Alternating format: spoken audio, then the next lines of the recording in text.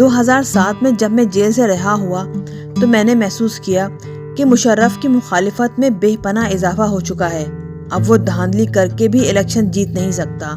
میرا خیال تھا کہ ہمارے سیاسی اتحاد APDM کو الیکشن میں حصہ لینا چاہیے، دوسری سیاسی جماعتیں اور وکلا تحریک کے رہنما مگر اتنے پر اعتماد نہ تھے۔ مشرف نے انتخابی مہم کے لیے ہمیں 5 ہفتے دیے۔ ہنگامی حالت بدستور نافذ تھی۔ میڈیا پر دباؤ، نگران حکومت، مقامی انتظامیہ، خفیہ ایجنسیاں، الیکشن کمیشن اور عدلیہ سب مشرف کے ہاتھ میں تھا۔ ہمارے سیاسی حلیفوں کا خیال تھا کہ منصفانہ الیکشن کی ہرگز کوئی امید نہ تھی۔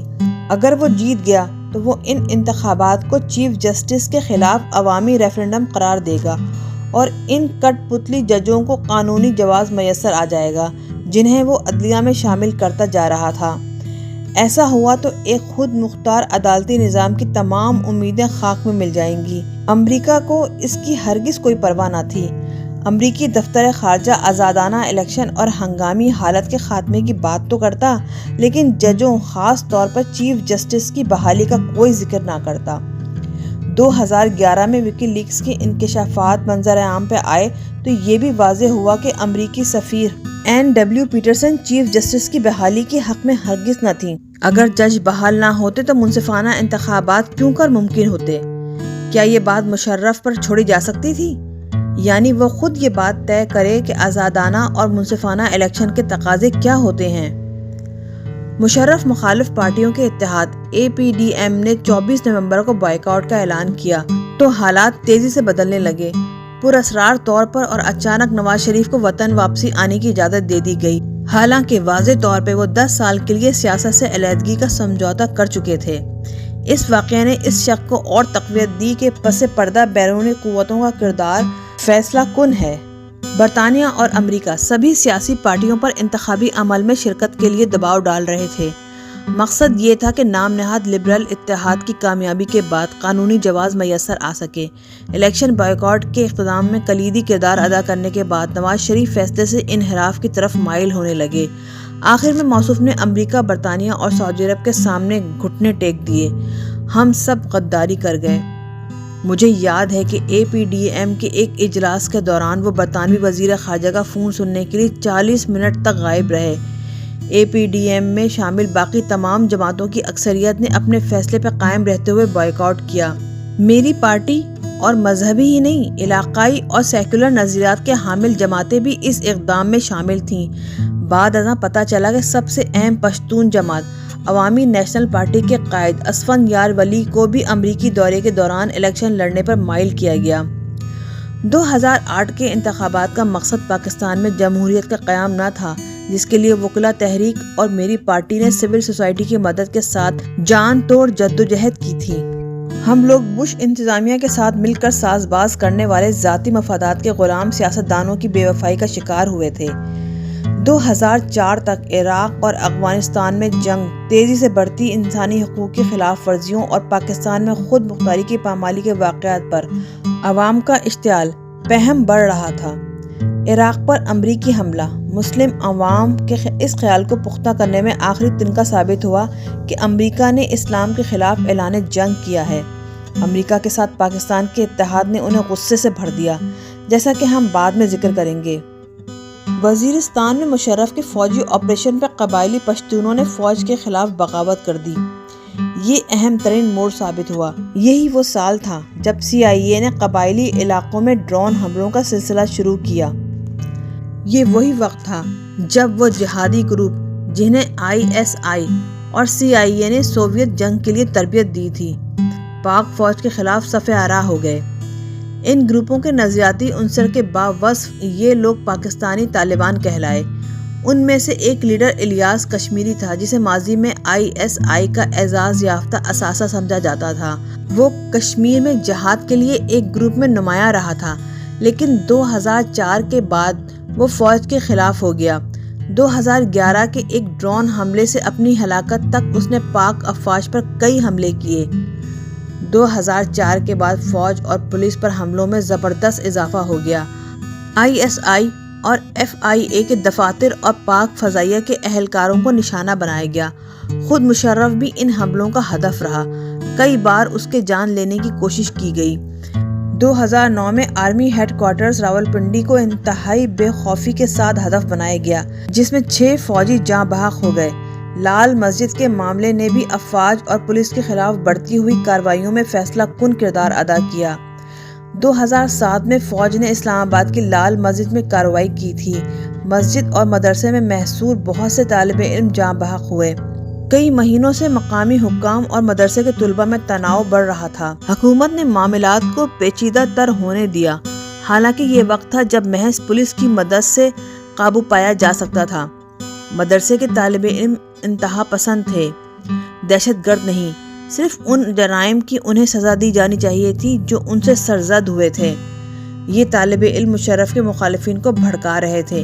وہ اسلام آباد میں ہونے والی ان سرگرمیوں کے خلاف عملی اقدامات کرتے جو ان کے خیال میں غیر اخلاقی تھیں۔ وہ DVD کی دکانوں کے مالکان کو دھمکاتے۔ انہوں نے کچھ چینی خواتین کو اغوا بھی کیا جن کے بارے میں ان کا خیال تھا کہ جسم فروشی کا دھندا کرتی ہیں۔ وہ مدرسوں میں اصلاحات، سرکاری زمین پر بلا اجازت بننے والی مسجدوں کی انہدام اور معاشرے پر مغربیت مسلط کرنے کی کوششوں پر مبنی جرنیلی اقدامات پر غضبناک تھے۔ ان کے نزدیک مشرف مغرب کا ایک طفیلی تھا جو اسلام کو تباہ کرنے پر تلا تھا۔ یہ ایک مثال ہے جو ہمیں سوچنے پر مجبور کرتی ہے کہ مغرب کے کٹ پتلی حکمران مسلم دنیا میں کس طرح انتہا پسندی کی آگ کو بھڑکاتے ہیں۔ مغرب زدہ اشرافیہ کی طرف سے پرویز مشرف پر شدید دباؤ تھا کہ وہ مدرسے پر چڑھائی کرے۔ اس کی مقبولیت 2004 سے پہلے ہی زوال پذیر تھی۔ اسی سال وکلا تحریک نے اس کی شہرت بری طرح مجروح کر دی تھی۔ مشرف نے سوچا کہ یہ مغربی پشت پناہوں سے داد وصول کرنے کا ایک سنہری موقع ہے۔ اس نے ضرورت سے کہیں زیادہ سختی کے ساتھ صورتحال سے نمٹنے کا فیصلہ کیا۔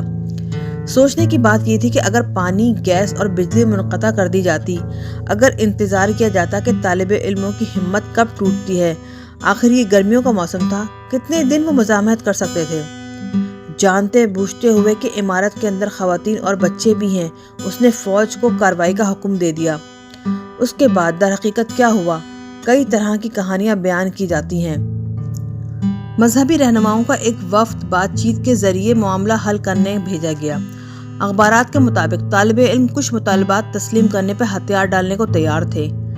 حتمی کارروائی سے کچھ دیر پہلے میڈیا کو بتایا گیا کہ مسجد میں صرف 14 رائفلیں موجود ہیں۔ قاف لیگ کے سربراہ چودھری شجاعت حسین مسجد کے اندر جانے والے آخری شخص تھے۔ اس کے بعد کارروائی شروع کر دی گئی۔ ان کا کہنا ہے کہ معاملات انہوں نے طے کر لیے تھے۔ معاہدے کے مطابق وہ ہتھیار ڈال کے مسجد سے باہر آ جاتے۔ جب انہیں پتہ چلا کہ مشرف سمجھوتہ کرنے پہ آمادہ نہیں تو وہ ششدر رہ گئے۔ انہوں نے وزیر اعظم شوکت عزیز کو فون کیا۔ پتہ چلا کہ موصوف رات 2 بجے خاندان کے ساتھ قلفی نوش فرمانے بازار تشریف لے جا چکے ہیں۔ اس واقعے کا ذکر ہو تو چودھری شجاعت حسین جذباتی ہو جاتے ہیں، آنسوؤں کے ساتھ رو دیتے ہیں۔ اب بھی ان طالب علموں کے چہرے انہیں دکھائی دیتے ہیں جنہیں زندہ جلا دیا گیا۔ کوئی نہیں جانتا کہ اس کے بعد جو تباہی آئی اس میں کتنی جانیں گئیں۔ حکومت کا دعویٰ ہے کہ 100 کے قریب دہشت گرد اور طالب علم جاں بحق ہوئے۔ جماعت اسلامی کے رہنما قاضی حسین احمد کے مطابق مرنے والوں کی تعداد 700 سے زائد ہے۔ کوئی تحقیقات نہ ہوئی۔ اس جگہ کو سیل کر کے لاشوں کو بے نام قبروں میں دبا دیا گیا۔ یہ سانحہ رونما ہوا تو لندن میں APDM کی پہلی کانفرنس جاری تھی۔ قتل عام کے بعد کوہرام مچا اور ملک بھر میں جذبات بھڑک اٹھے۔ مغرب کے مانوی فرزندوں کو مگر ادراک نہ تھا کہ نتیجہ کیا ہوگا۔ دن کی روشنی میں دیکھنے جانے والے خواب اور مشرف کا جوش و خروش اس کے لیے تباہی لایا۔ لال مسجد پر حملے کے نتیجے میں پاکستانی عوام اس کے خلاف بپھر کر اٹھ کھڑے ہوئے۔ فقط مذہبی مسئلے کے بجائے ان لوگوں نے خون ریزی کو طبقاتی پہلو سے دیکھا۔ انہوں نے کہا کہ مدرسے کے طلباء سے سفاکانہ رویے کا سبب یہ ہے کہ وہ غریب اور درماندہ بچے تھے۔ عوام کی رائے میں حکومت کا انداز فکر یہ تھا کہ اس قتل عام پر کوئی پوچھنے والا نہ ہوگا۔ اگر ان طلباء کا تعلق امیر زادوں کے انگریزی اسکولوں سے ہوتا تو کیا ایسا ہی بہیمانہ سلوک کیا جاتا؟ 2008 کے الیکشن پرویز مشرف کے لیے بربادی کے لے کر آئے۔ شیخ رشید قاف لیگ کے ممتاز ترین عہدیدار میں سے ایک تھے، مگر وہ بری طرح ہارے۔ حالانکہ وہ وہ 6 بار اسی حلقے سے شان و شوکت کے ساتھ جیتے تھے۔ شیخ صاحب نے بعد میں کہا کہ عوامی ذہنوں پر لال مسجد کے زخموں نے نمک چھڑکا۔ لال مسجد کی طلباء کی اکثریت کا تعلق سوات سے تھا۔ انتہا پسندوں نے فوراً ہی بم دھماکوں کا سلسلہ شروع کر دیا۔ اس سانحے کی وجہ سے سوات میں طالبان آگ کی طرح پھیل گئے۔ مولانا فضل اللہ کی شہرت اب دور دور تک پھیلنے لگی۔ اس شخص کو ریڈیو ملا کہا جانے لگا۔ اپنے غیر قانونی FM اسٹیشن سے وہ آگ اگلتا رہا۔ وہ ایک بھڑکانے والا خطیب تھا۔ آگے چل کر میں اس پر مزید بات کروں گا۔ بلوچستان میں مسلح جدوجہد کو بھی مشرف نے سختی کے ساتھ کچلنے کی کوشش کی۔ قیام پاکستان ہی سے کئی بلوچ ریاست کے خلاف بغاوت کرتے چلے آئے ہیں۔ صوبے کے لیے وہ خود مختاری اور معدنی وسائل سے زیادہ حصے کے آرزو مند ہیں۔ رقبے میں ملک کے سب سے بڑے اور آبادی میں سب سے کم صوبے کی آدھی آبادی رلا دینے والے افلاس میں مبتلا ہے۔ 2005 میں عسکریت پسندوں کی سرگرمیاں بڑھیں تو مشرف نے تباہ کن کارروائیوں کے ذریعے ان سے نمٹنے کی کوشش کی۔ 79 سالہ نواب اکبر بھٹی کے ساتھ جو کینسر کے مریض تھے، تنازع بڑھا تو پاک فوج کے سربراہ نے ارشاد کیا، معلوم نہیں کہ کیا چیز اسے ٹکرائے گی، وہ اس کا اندازہ ہی نہیں کر سکتا۔ اسے مار ڈالا گیا۔ نفرت کے جذبات گہرے ہوئے اور مزید بھڑکے۔ عوامی حقوق کی جدوجہد مسلح جنگ میں تبدیل ہو گئی۔ بگڑے ہوئے ان حالات نے بھارت کو موقع دیا کہ وہ بلوچستان میں سازشوں کا جال پھیلا دے۔ مقبوضہ کشمیر میں 1989 کے جعلی الیکشن نے عوامی محرومیوں کے اسی طرح کے ایک کبھی نہ ختم ہونے والے ہنگامے کی صورت گری کی تھی۔ اسی لیے پاکستان بھارت کے خلاف پیدا ہونے والی صورتحال سے فائدہ اٹھا سکتا تھا۔ پاکستانی معیشت آج بلوچستان میں برپا حالات کی بھاری قیمت چکا رہی ہے۔ کتنے قیمتی وسائل گیس پائپ لائنوں کی حفاظت پر ضائع ہو جاتے ہیں۔ صوبے میں آباد غیر بلوچ خاص طور پر استاد اور ڈاکٹر ہراساں ہیں۔ آئے دن ان میں سے کسی کے قتل کی خبر آتی ہے اور ملک بھر میں ہیجان پیدا کرتی ہے۔ اب تک 1 لاکھ غیر مقامی بلوچستان سے ہجرت کر چکے ہیں۔ زندگی نہیں، اب تو محض جینا ہے، خوف اور اندیشوں کے ساتھ۔ 2008 کے الیکشن پرویز مشرف کا یوم حساب بن کر آئے۔ بے نظیر بھٹو 1.5 عشرے کے بعد لوٹ کر آئیں تو فوجی آمر سے انہوں نے NRO کے تحت معاملہ کر لیا تھا۔ مقبولیت دھندلا گئی، مگر ان کے المناک قتل نے فضا بدل ڈالی۔ پیپلز پارٹی سب سے بڑی جماعت بن کر ابھری، اگرچہ اکثریت حاصل نہ کر سکی۔ نواز شریف کو توقع سے زیادہ سیٹیں حاصل ہو گئیں۔ تیاری کا انہیں موقع نہ ملا تھا، مگر APDM تحریک کا فائدہ انہیں پہنچا کہ ہم لوگوں نے بائیکاٹ کر دیا تھا۔ پاکستان کی تاریخ میں پہلی بار صدر مشرف کی سرپرستی کے باوجود اسٹیبلشن کی حامی جماعت ہار گئی۔ انتخابی عمل کے دوران مشرف نے تباہ کن غلطیاں کی، فوجی اور سیاسی دونوں طرح کی۔ موصوف کی روشن خیال اعتدال پسندی نے معاشرے سے ان کا تعلق بہت کمزور کر دیا۔ انتہا پسندوں کو اسی سے فائدہ پہنچا۔ 2004 میں اس نے واشنگٹن پوسٹ کے لیے ایک مضمون لکھا تھا۔ مسلم ممالک کو اس نے نصیحت فرمائی کہ وہ انتہا پسندی اور مسلح جدوجہد ترک کر دیں اور سماجی معاشرتی ترقی کے لیے زینے چڑھتے جائیں۔ مغربی دنیا خاص طور پر امریکہ سے اس نے اپیل کی کہ وہ سیاسی جھگڑے عدل کے ساتھ طے کرے۔ احساس محرومی میں مبتلا مسلم ممالک کی معاشی ترقی کے لیے مغرب از راہ کرم امداد فراہم کرے۔ موصوف کے اس موقف سے یہ نتیجہ اخذ کیا گیا کہ فلسطین، کشمیر اور چیچنیا میں انصاف کی ضمانت حاصل کیے بغیر ہتھیار ڈال دیے جائیں۔ غیر ملکی تسلط کے خلاف عراق اور افغانستان کے عوام مسلح جدوجہد ترک کر دیں۔ وہ ماضی کے بدنام آمروں کا پیروکار تھا، ایران کے رضا شاہ پہلوی اور ترکی کے مصطفیٰ کمال اتا ترک کا۔ ان دونوں کا نظریہ بھی یہی تھا کہ مغرب کی اندھا دھند پیروی سے برق رفتاری کے ساتھ معاشی ترقی اور فروغ کی منازل طے کر سکتے ہیں۔ مغربیت ہی مشرف کے نزدیک جمہوریت تھی، مگر مغرب کی پیروی بھی انہوں نے اپنی سہولت کے مطابق کی۔ سب جانتے ہیں کہ مغرب کی بے مثال ترقی سلطانی جمہور، مضبوط اداروں، خود مختار عدلیہ، آزاد پریس اور تعلیم کے فروغ پر استوار ہے۔ مشرف کی راہ بالکل ہی مختلف تھی۔ اگر کوئی غور کرنے پہ آمادہ ہو تو عالم اسلام کے ارتقاء کی حکمت عملی میں کوئی ابہام نہ ہونا چاہیے۔ سچی جمہوریت، اظہار رائے کی آزادی، اپنی ثقافت کا فروغ اور سب سے بڑھ کر قانون کی حکمرانی، ایسی مغربیت تباہ کن ہے۔ جس میں اشرافیہ اندھی نقالی پہ اتری رہے۔ مذہبی انتہا پسندی اسی سے بڑھتی ہے۔ اپنی تہذیب اور اپنے تمدن کو اس سے فروغ کیسے مل سکتا ہے؟ ہماری نام نہاد اشرافیہ کا ایک بڑا حصہ اردو اخبارات کے بعض کالم نگار جسے اب بدماشیاں لکھتے ہیں، اہل مغرب کا اندھا پیروکار ہے۔ مشرف نے اس انداز فکر کو انتہائی پستی تک پہنچا دیا۔ ایوان صدر اور ایوان وزیر اعظم میں غیر ملکیوں کے لیے فیشن شو برپا ہونے لگے۔ مجھے یاد ہے کہ ایک سیاستدان کی اہلیہ اس موضوع پر بات کرتے ہوئے کتنی جذباتی ہو گئیں۔ انہوں نے کہا، یہ سب دیکھتے ہوئے کس قدر شرمندگی کا سامنا ہوتا ہے۔ بعض ٹی وی چینلز نے اپنی خواتین کو مغربی لباس پہننے کی تلقین کی۔ میڈیا پر انگریزی زبان کی حوصلہ افزائی ہونے لگی۔ پریس کانفرنس میں مشرف انگریزی بولتے۔ وزیر خزانہ شوکت عزیز نے انگریزی ہی میں سالانہ بجٹ پیش کیا جسے 90% پاکستانی سمجھ ہی نہیں سکتے۔ ٹی وی پر لڑکے لڑکیوں کی ملاقاتوں کا اہتمام کرنے کے لیے غائبانہ دوستیوں، بلائنڈ ڈیٹس کا سلسلہ شروع ہوا۔ کچھ عرصے پہلے تک اس چیز کا تصور بھی نہ کیا جا سکتا تھا۔ عام پاکستانیوں کے نزدیک مغرب کے زیر اثر یہ پرلے درجے کی بے حیائی تھی جس سے خوف اور غصہ بڑھا۔ انہی دنوں میاں والی جانا ہوا تو برہمی سے لوگوں نے کہا، اب خاندان کے سب افراد ایک ساتھ ٹی وی نہیں دیکھ سکتے۔ ہر روز یہ مسئلہ سنگین تر ہوتا گیا۔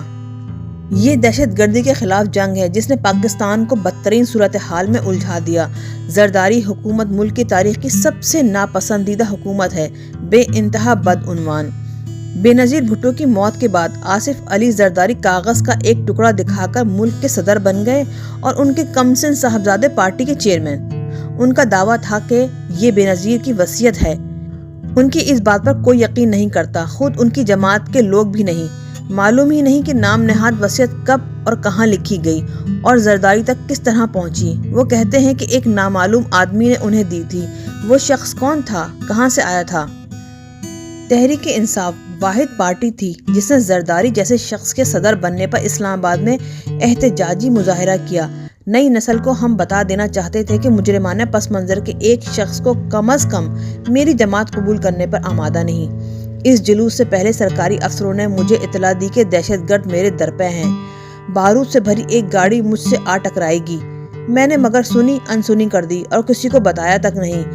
آپ پارا سے جلوس روانہ ہوا تو ابر برسنے لگا، ٹوٹ کر برستا رہا۔ شاہراہ فیصل سے ہوتے ہوئے ہم مارگلا روڈ پر آئے اور شاہراہ دستور پہنچ کر قوم کو بتایا کہ اس پر کیا بیتنے والی ہے۔ وہی شاہراہ جس پر کبھی چیف جسٹس افتخار چودھری کی بحالی کے لیے میدان جنگ سجا تھا۔ رنج کا شکار اکثر دوسری پارٹیاں مایوسی کے عالم میں خاموش رہیں۔ ان میں سے کچھ خوفزدہ تھے۔ انہیں معلوم تھا کہ کرپٹ سیاستدانوں کی کسی بھی کمزوری کو آصف علی زرداری کمال عیاری کے ساتھ ان کے خلاف استعمال کر سکتے ہیں۔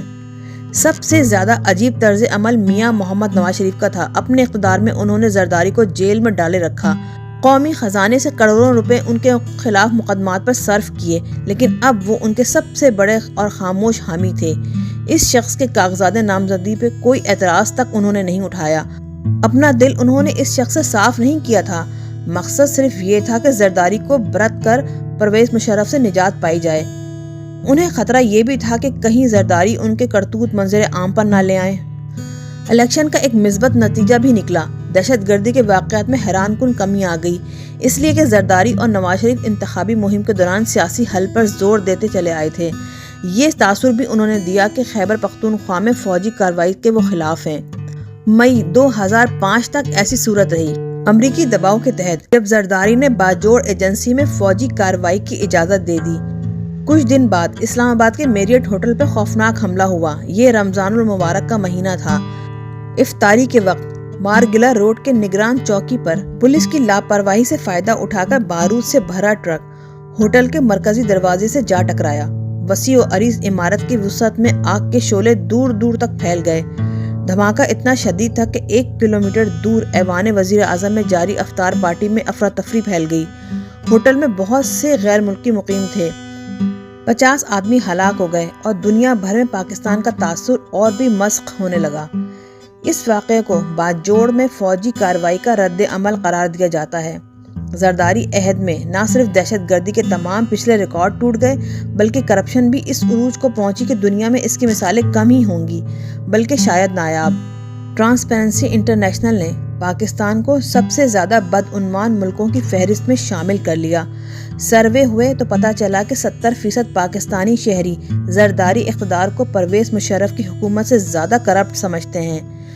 لوٹ مار، نااہلی، اقربا پروری، ٹیکس چوری اور اختیارات کے استعمال میں منمانی ملکی معیشت کو دیمک کی طرح چاٹنے لگی۔ سب سے زیادہ المناک بات یہ کہ کسی کو شرم ہی نہیں آتی تھی۔ ریلوے، اسٹیل ملز، وابڈا، تیل معدنی گیس کی کارپوریشن اور PIA ہٹے کٹے سفید ہاتھی بن گئے جو ہر سال 250 ارب ہڑپ کر جاتے۔ کرپشن سے ہونے والا نقصان کسی طرح تو پورا کرنا تھا، چنانچہ یہ بوجھ عوام پر ٹیکسوں کی صورت میں ڈال دیا گیا۔ پاکستان میں ٹیکس ادا کرنے کی شرح صرف 9% ہے۔ صرف 25 لاکھ لوگ ٹیکس ادا کرتے ہیں، کل آبادی کا 2%۔ قومی آمدن کا انحصار سیلز ٹیکس پہ ہے جو امیر اور غریب یکساں چکاتے ہیں۔ غریبوں نے امیروں کا بوجھ اٹھا رکھا ہے۔ نہایت بے شرمی سے مالدار طبقہ فائدہ اٹھاتا اور رتی برابر حیا اسے نہیں آتی۔ 61% ارکان پارلیمنٹ 1 پیسہ بھی قومی خزانے میں جمع نہیں کراتے۔ 2009 کے مالی سال میں ارب پتی نواز شریف نے صرف 5000 روپے ٹیکس دیا اور یہ کہا کہ وہ اپنے خاندان کے مقروض ہیں۔ زرداری نے ایک دھیلا بھی ادا نہ کیا۔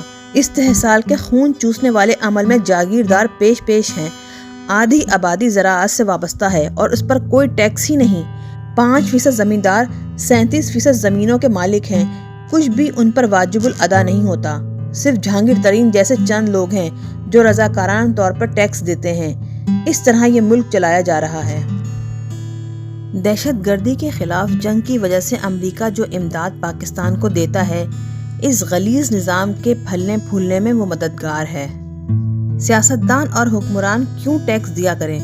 شاہانہ زندگی کے اخراجات پورے کرنے کے لیے غیر ملکی امداد موجود ہے۔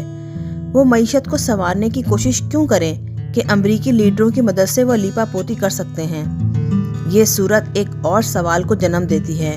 انکل سام کیا اس وقت بھی پاکستانی بدمعاشیہ کے اخراجات کا بوجھ اٹھاتا رہے گا جب خود اس کی معیشت ڈوب رہی ہے اور بے روزگاری بڑھتی جا رہی ہے؟ تباہی کے راستے پر پاکستانی معیشت بہت تیز بھاگ رہی ہے۔ دہشت گردی کے خلاف امریکی جنگ کا بوجھ وہ اٹھا نہیں سکتی۔ 2011 کے اوائل میں ترکی میں ایک کانفرنس سے خطاب کرتے ہوئے آصف علی زرداری نے بتایا، امریکہ سے اب تک 20 ارب ڈالر ملے ہیں جبکہ پاکستان کو پہنچنے والا نقصان کہیں زیادہ ہے۔ 68 ارب ڈالر فوجی مدد سے ظاہر ہے کہ اقتصادی بہتری کا ہرگز کوئی تعلق نہیں۔ غیر فوجی امداد سیاسی رہنماؤں کے کھاتوں تک پہنچتی اور ہوا میں تحلیل ہو جاتی ہے۔ ایک اور عذاب عالمی بینک اور عالمی مالیاتی فنڈ کے قرضے ہیں، بیمار معیشت کو جو علیل تر کرتے ہیں۔ سب جانتے ہیں کہ پاکستان یہ قرضے واپس کرنے کے قابل نہیں۔ ان قرضوں کے علاوہ امریکہ اور یورپ سے حاصل ہونے والی مالی اعانت پاکستانی اشرافیہ کے لیے مغرب کا تحفہ ہے تاکہ پاکستان امریکی جنگ کا اعلی کار بنا رہے۔ اکتوبر 2010 میں وزیر خارجہ شاہ محمود قریشی نے یورپین پارلیمنٹ سے کہا، اگر آپ اس جنگ میں واقعی فتح کے آرزو مند ہیں تو پاکستان کی اقتصادی تعمیر نو ممکن بنائیے۔ پاکستانی اشرافیہ مغرب کو بنیاد پرستی سے خوفزدہ کرتی اور بھیک کا ہاتھ پھیلائے رکھتی ہے۔ باب ووڈ ورڈ نے اپنی کتاب اوباما کی جنگ، اوباماز وار میں صدر زرداری کے یہ الفاظ نقل کیے ہیں۔ آپ جانتے ہیں کہ یہ ملک امریکہ سے نفرت کے بخار میں مبتلا ہے۔ وہ مجھے امریکی ٹاؤٹ سمجھتے ہیں۔ آپ کو ہماری مالی مدد کرنا ہوگی تاکہ لوگوں کو کچھ ملے اور میں ان کی کچھ نہ کچھ حمایت حاصل کیے رکھوں۔ معیشت کے بگاڑ سے عام آدمی کے لیے زندگی دشوار ہے۔ اشیاء صرف گراں تر ہوتی جا رہی ہیں اور افراط زر بے حساب۔ سرکاری اہلکار اور پولیس والے اب رشوت کے اور بھی زیادہ خوگر ہو چکے۔ عام آدمی نے امریکہ کی اندھی حمایت کو بہت بری طرح بھگتا ہے۔ کرپٹ سیاستدانوں کی جڑیں اور بھی گہری ہو گئیں۔ امیر لوگ زیادہ امیر ہو گئے، غریب اور زیادہ غریب۔ دہشت گردوں کی تعداد بڑھی اور وہ زیادہ مؤثر ہونے لگے۔ گلیوں میں خون بہتا ہے، اخبارات میں خودکشی کی خبریں چھپتی ہیں، بجلی اور گیس کے خوفزدہ کر دینے والے نرخ، بھوکے اور بیمار بیوی بچے، بالآخر کوئی تھک کر جان ہار دیتا ہے۔ 2003 سے اب تک 34,000 شہری دھماکوں اور خودکش حملوں اور فوجی کارروائیوں کی نظر ہو چکے۔ لاکھوں افراد فوجی کارروائیوں کے طفیل بے گھر ہو گئے۔ قبائلی علاقوں میں خانہ جنگی ہے اور بلوچستان میں بغاوت۔ پاکستان کا دارالحکومت دشمن کے گھیرے میں آئے شہر کی مانند لگتا ہے۔ ناکوں پر ایسی تلاشی گویا ہر شہری مشکوک ہے، گویا ان میں کوئی بھی دہشت گرد ہو سکتا ہے۔ پولیس فائدہ اٹھاتی ہے اور اکا دکا کمزور کو لوٹ رہی ہے۔ سیاستدانوں کی حفاظت پر کروڑوں لگا دیے جاتے ہیں۔ اسلام آباد کی 41% پولیس اسی کام پر مامور ہے۔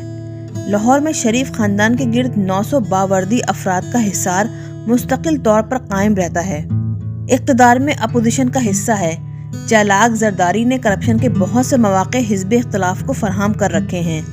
سندھ پیپلز پارٹی کا اور پنجاب نواز شریف کے حوالے۔ کراچی MQM کے سپرد۔ خیبر پختونخوا کا مال غنیمت اسفندیار ولی خان کے ANP کے لیے مختص۔ کچھ عرصے پہلے تک مولانا فضل الرحمان بھی مرکزی حکومت کا حصہ تھے، اب بھی زرداری سے ان کی ملاقات رہتی ہے۔ NRO کا ثمر یہ ہے کہ کرپٹ وزیر کابینہ میں شامل ہیں۔ رشوت خوری لوٹ مار کا میلہ بن چکی ہے۔ ایسی خون آشام مفاد پرستی میں انقلاب کا عمل کیسے بروئے کار آئے؟